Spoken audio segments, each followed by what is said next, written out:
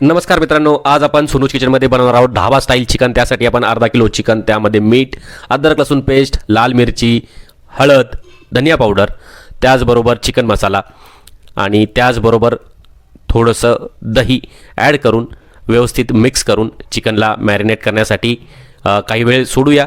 जोपर्यंत आपलं chicken marinate होतं आहे तोपर्यंत आपण एका कढईमध्ये तेल टाकून त्यात बारीक चिरलेला कांदा, त्याचबरोबर काही खडे मसाले जसे की दालचिनी, लवंग, मिरे, तेजपत्ता, स्टार फूल आणि अद्रक लसूण पेस्ट टाकून व्यवस्थित परतून घेऊ।